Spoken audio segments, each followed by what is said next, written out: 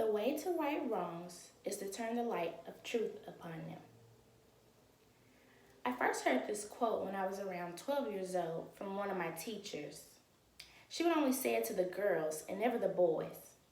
So I got a little curious.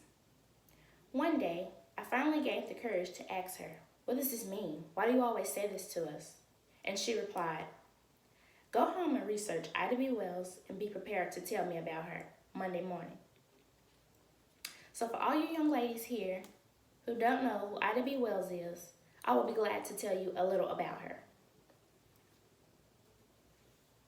Wells was born on July the 16th, 1862, in the middle of the Civil War in Holly Springs, Mississippi.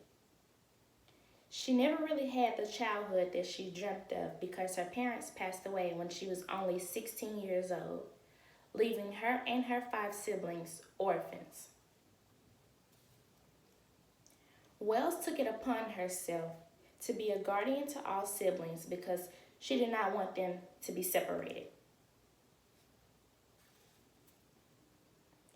Having to support her 16-year-old self and 5 others got a little tough, so she started teaching at an all-black school with the little education that she did have.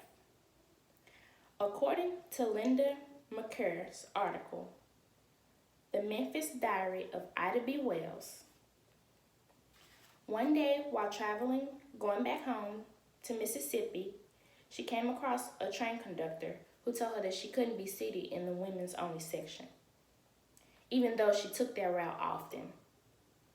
This later led to a physical altercation, and Wells ended up suing, winning in lower court because she was obviously a woman, and losing in Supreme Court because of Tennessee was still segregated.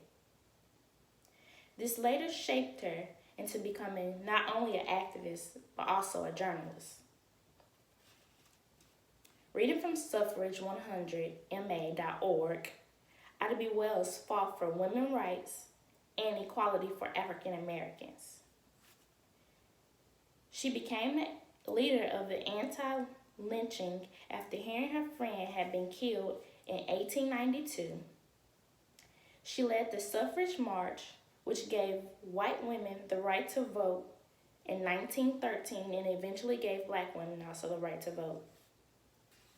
She formed the National Association of Colored Women, and she was also the co-founder of the National Association for the Advancement of Colored People.